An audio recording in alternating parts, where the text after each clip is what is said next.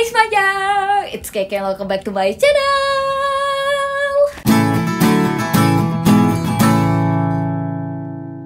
Kalian tuh pasti pernah denger ya brand-brand besar kayak Apple, Google, Starbucks, Coca-Cola, Blackpink, BTS, dan masih banyak contoh-contoh yang lainnya. Kalian suka penasaran gak sih sama mereka? Gimana cara mereka memasarkan produk atau jasa mereka sehingga bisa stands out the crowd seperti sekarang, bisa sepopuler sekarang di dunia itu caranya gimana? Penasaran gak kalian? Itu mah jawabannya gampang. Mereka mah tinggal bakal duit aja. Nggak juga sih guys, ternyata aku kan udah coba ya riset dan analisa beberapa strategi marketing dari mereka, dan ternyata sangat banyak banget strategi pemasaran yang bisa diadaptasi juga oleh kita-kita para pemilik bisnis UMKM, bisnis kecil-kecilan. Itu sangat-sangat mungkin banget loh. Gimana? Yakin? Nggak mau belajar? Anggap aja nonton video ini tuh kayak kalian sedang menuju sesuatu yang besar. Anggap aja seperti itu. Makanya kita langsung bahas aja. Jangan langsung skip-skip. Kita bahas yang seru-seru di sini, so stay tune. Oke, pelajaran yang pertama aku akan ambil study casesnya ini dari satu brand yang mungkin kalian udah banyak kenal. Mungkin biar enak nebaknya, kalian coba tebak kira-kira kalau kalian aku tunjukin si gambar ini, yes, gambar ini, kira-kira kalian bakal berpikir apa di kepala kalian? Coba ya, aku kasih 3 detik. 3, 2, 1. Nah, apa yang kalian pikirin? Coca-Cola bukan jawabannya. Sekitar 94% ya dari populasi orang-orang di dunia itu ternyata mengenal memang ya identitas brand Coca-Cola. Red and white logonya itu mereka tahu gitu. Nah, gimana caranya mereka bisa sekuat itu? Nah, salah satu jawabannya itu sebenarnya simple banget. Karena mereka beneran konsisten dalam menerapkan identitas branding mereka dalam segala macam aspek yang mereka punya. Walaupun mereka ini umurnya udah 130-an tahun ya guys. Nah, cara mereka ini memang cukup unik. Mereka tuh sebenarnya punya budget marketing kan gede banget ya. Sekarang aja per tahun mereka tuh bisa ngabisin 4,3 billion US dollars hanya untuk marketing aja. Cuman mereka lebih memilih untuk menggunakan logo yang relatively the same, gak berubah banyak. Terus abis itu mereka juga menyampaikan pesan-pesan lewat campaign-campaign yang juga mirip-mirip, alias kayak ya stay positive lah, tetap fresh lah, dan lain-lain. Terus juga mereka nih tetap ya pakai iconic bottle-nya Coca-Cola ya, yang agak langsing-langsing gitu. Itu justru membuat memang brand Coca-Cola ini strong banget. Makanya tadi kalian bisa kepikiran untuk ngejawab Coca-Cola. Dan akhirnya ya selama akumulasi 130 tahun lah ya waktu nggak bohong gitu, akhirnya bisa membuat Coca-Cola sebesar sekarang.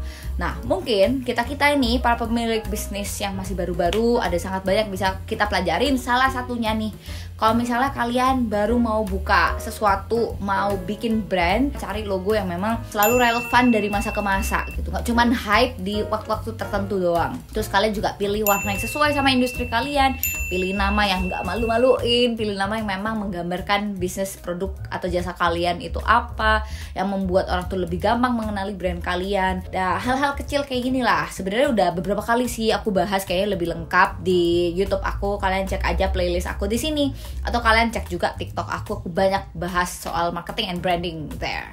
Oke, dan selanjutnya ini adalah datang dari salah satu brand yang aku suka banget, yakni Apple. Karena aku udah sempat baca buku ini buku biografinya Steve Jobs, dan aku cukup banyak nonton juga film-film dokumenter dan biografi dari beliau. Dan tapi yang aku bikin takjub itu sebenarnya adalah walaupun sekarang Steve Jobs udah almarhum, brandnya Apple tuh masih bisa sekuat sekarang. Bahkan sekarang itu serasa Apple tuh kayak ada sektenya tersendiri, ada fandomnya tersendiri gitulah ya istilahnya, karena orang itu gak tahu gimana bisa dibikin Apple dari yang dia cuman casual users aja atau buyers aja bisa menjadi brand ambassador yang tidak dibayar. Nah, itu awalnya bermula dari strategi marketing seperti apa gitu. Kepo nggak? Nah, ayo kita bahas. Paling kelihatan itu memang di awal Apple itu beneran gencar untuk gimana caranya brand mereka itu bisa nampil di TV shows atau nempel juga sama selebritis Hollywood yang terkenal. Product placement. Yes, sekarang udah familiar banget ya. Padahal ternyata product placement di Apple cukup works banget sampai sekarang bahkan. Kenapa aku bilang works? Karena nih terbukti nih berdasarkan data nih, ternyata net income-nya Apple di tahun 2018 aja udah mencapai 59,53 billion US dollars atau 10 kali lipat dari 10 tahun sebelumnya. Jadi kenaikannya cukup meningkat. Apple tuh doesn't compete on price, tapi mereka compete on providing the best user experience. Nggak cuman dari segi ini aja ya, beda. Tapi mereka tuh juga fokus gimana caranya orang itu dari berkunjung nih ke outletnya Apple, lihat-lihat barangnya Apple, gimana experience-nya itu, pengalamannya bagus. Terus abis itu mereka akhirnya ngangkut nih ya, check out si produknya ini, dibawa ke rumah, lihat boxnya, pas dibuka itu tuh kayaknya experience overall unboxingnya tuh juga sangat-sangat impresif sih. Jadinya orang mau nge-review gitu di social media dan mau nge-share willingly tanpa dibayar. Terus belum lagi after sale service-nya, dan gak cuman offline, online-nya mereka juga, website-nya itu menurut aku beda banget sama company-company teknologi yang lain. Karena mereka, si Apple ini beneran menyesuaikan ya bahasa yang dipakai sama customer itu seperti apa. Mereka ini berusaha untuk mempermudah nih dalam menjelaskan apapun spesifikasi lah atau kelebihan mereka lah dengan bahasa-bahasa yang lebih manusiawi gitu, Bo. Oh, terus juga ya yang membuat orang-orang ini ngerasa relate banget sama Apple adalah salah satunya yang paling terkenal tuh campaign pas mereka bikin ad tentang think differently atau think different ya, aku agak lupa. Oke. Nah, ini tuh adalah salah satu contoh campaign Apple di mana mereka ini benar-benar nge-campaignin kalau misalnya boleh lo kita berbeda, kita nggak apa-apa rebel, atau kita cool, kita fun, kita sesuai dengan personality kita. Ini lesson learned kalau menurut aku dari strategi marketing yang dipakai sama Apple, walaupun sangat banyak. Salah satunya adalah yang paling kentara, jangan pernah takut untuk menjadi yang berbeda. Mungkin kita nggak bisa menjadi yang terbaik, kita nggak bisa menjadi yang pertama, tapi nggak apa-apa, jadilah yang berbeda gitu. Untuk bisa membuat brand yang catchy, memorable, unik seperti itu ya pastinya kita harus mencoba sangat banyak approach. Salah satunya jangan takut untuk melakukan approach dengan kerjasama barengan sama influencers atau KOL. Dan yang pasti untuk bisa persuade them gitu, meyakinkan para KOL ini ya kita pastinya harus punya produk yang inovatif juga. Make up innovative product sambil juga kalian make an innovative campaign juga. Nah, aku tuh juga sempat baca buku ini nih dulu banget ya tentang Starbucks. Judulnya The Starbucks Experience.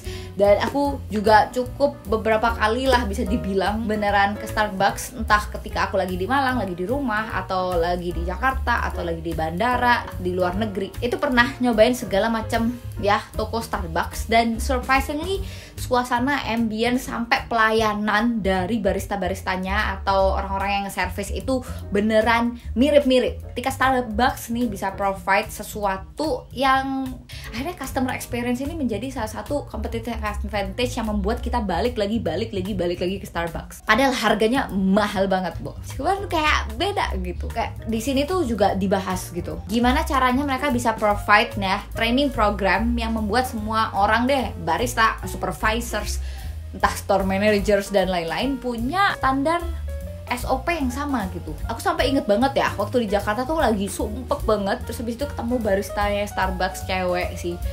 Dia bilang, "Kakak hari ini cantik banget" gitu. Soalnya aku udah 2 atau 3 kali gitu ke sana. Itu tuh rasanya kayak touchy banget.